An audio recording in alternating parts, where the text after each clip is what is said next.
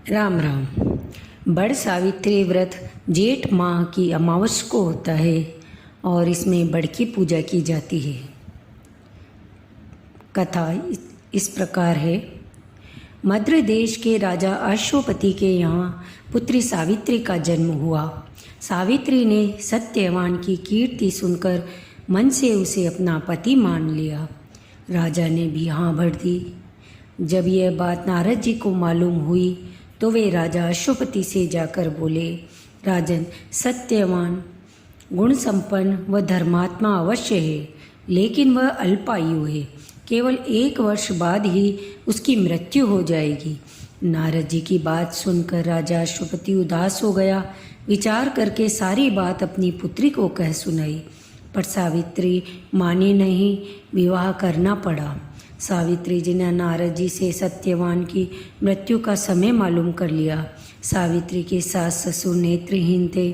सावित्री ने ससुराल पहुँचते ही सास ससुर की सेवा करना शुरू कर दिया।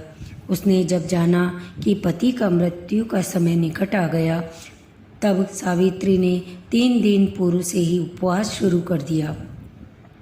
मृत्यु के दिन नित्य की भांति सत्यवान लकड़ी काटने जाने लगा। तब सावित्री भी सास ससुर की आज्ञा से सत्यवान के साथ चली गई।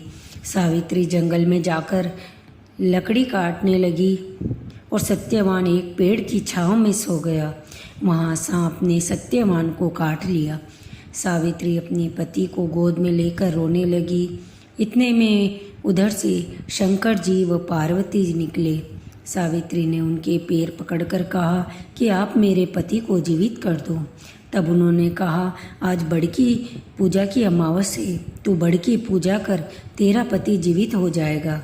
बड़ के पत्तों के गहने बनाकर पहन और हीरे मोती के हो जाएंगे। तब सावित्री ने बड़ की पूजा की। तभी धर्मराज के दूत सावित्री के पति को ले जाने के लिए आए। उनको देवी विधान सुनाया। उसकी निष्ठा और पति प्रेम को देखकर उन्होंने सावित्री को वर मांगने को कहा। सावित्री बोली, मेरे सास ससुर वनवासी व अंधे हैं, उन्हें आप ज्योति प्रदान करें। यमराज ने तथास्तु कहा और सावित्री से लौट जाने को कहा। यमराज की बात सुनकर सावित्री ने कहा, महाराज, जहाँ पति वहीं पत्नी, कहते हुए पीछे पीछे चल दी। यह देखकर यमराज ने उसे और वर मांगने को कहा। सावित्री बोली, मेरे ससुर का राज्य छिन गया है, वह उन्हें पुनः प्राप्त हो। यमराज ने यह वर देकर सावित्री को लौट जाने को कहा, परंतु सावित्री ने पीछा नहीं छोड़ा।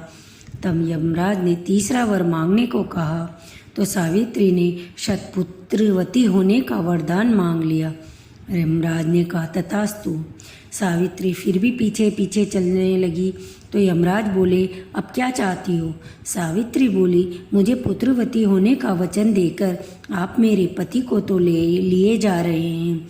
तब यमराज को अपनी भूल ज्ञात हुई तथा वचन रखने के लिए सत्यवान के प्राण वापस कर दिए। सावित्री उस बड़ के पेड़ के पास आई जहाँ उनके पति का मृत शरीर पड़ा था।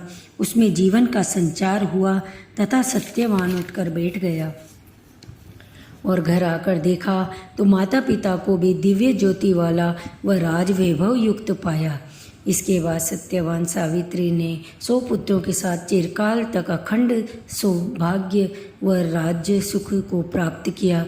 जिस तरह सावित्री को पुत्र सुख व अखंड सौभाग्य दिया, हे भगवान, वैसा सभी को दे, सबकी मनोकामना पूर्ण करे।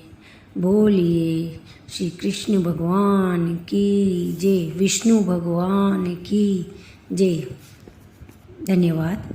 कृपया मेरा चैनल सब्सक्राइब करें।